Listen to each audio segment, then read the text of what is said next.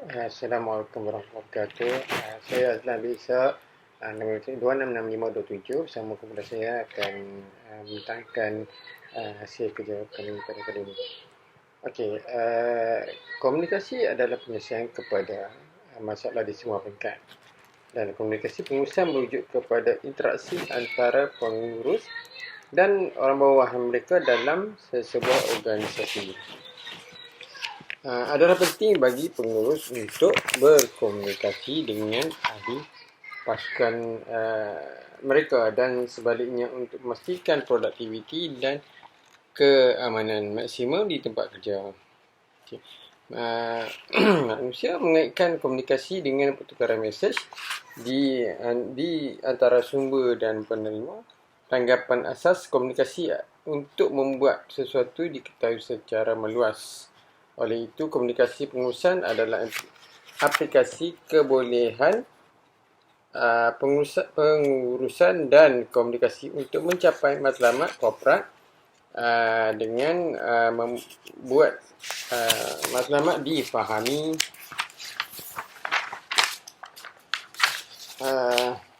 secara meluas.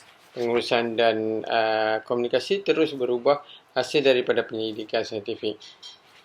Okey, bagi topik seterusnya saya akan menyerahkan kepada rakan saya. Terima kasih. Assalamualaikum. Nama saya Muhammad Badri bin Habibullah. Nombor metrik 266041. Saya akan menerangkan tentang kemahiran komunikasi pengurusan dalam pentadbiran awam. Pentadbiran awam merupakan satu entiti kepimpinan dalam mana-mana agensi atau organisasi awam. Sebagaimana entiti organisasi yang lain yang turut memerlukan kepimpinan yang berkemahiran dalam komunikasi pengurusan.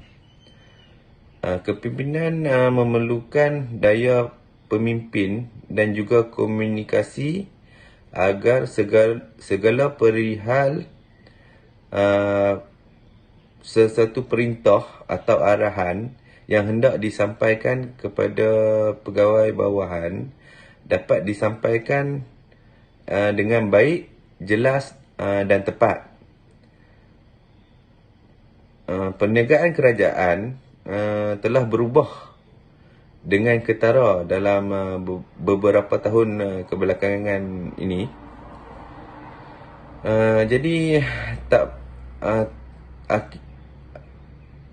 tidak mengherankan berlaku akibat daripada perubahan tersebut.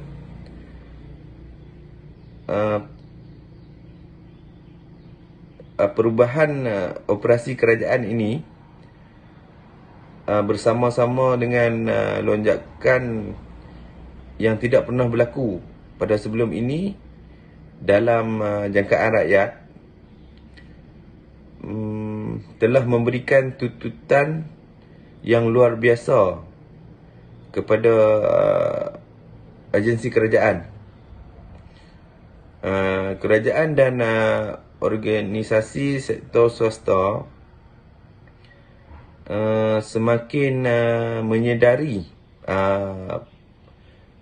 persekitaran dan perihal yang berlaku sekarang. Kemudian kedua sektor kerajaan dan swasta sekarang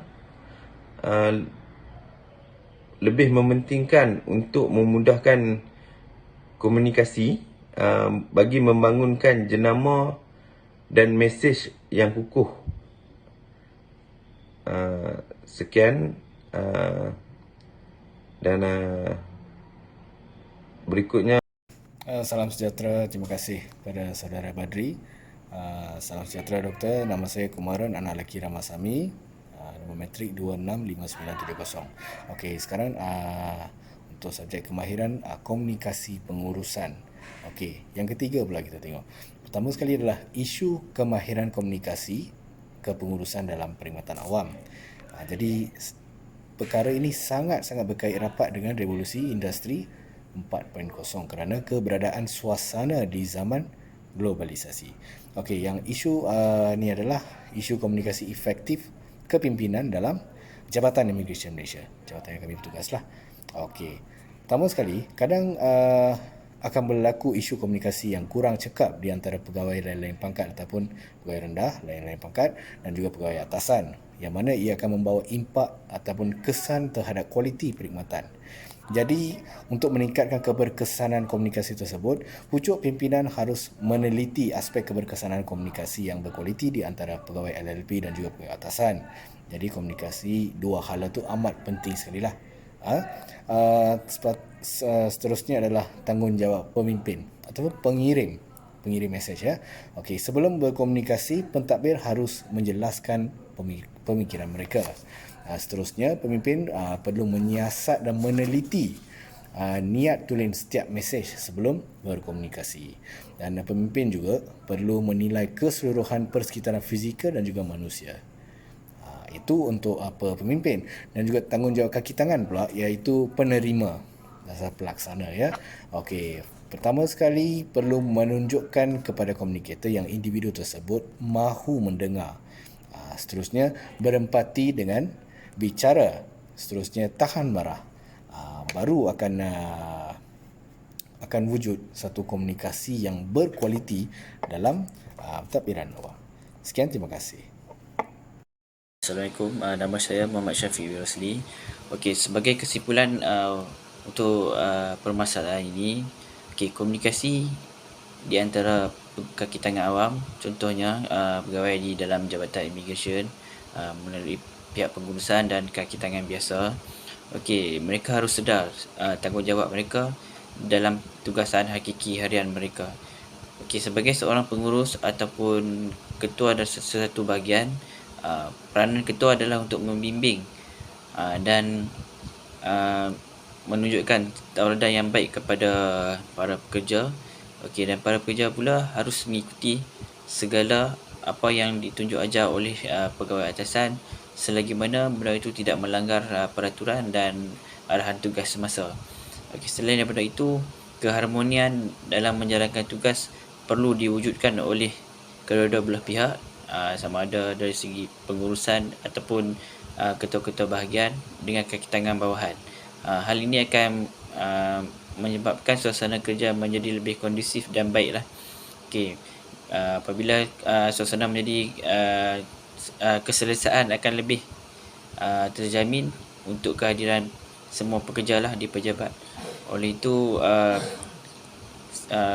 di antara pekerja dan ketua-ketua bahagian ini perlu ada hubungan kait silaturahim yang jitu bagi membentuk satu organisasi yang lebih mampan bagi menjamin kesempurnaan sesebuah organisasi tersebut dalam menjalankan tugas. Sekian, terima kasih.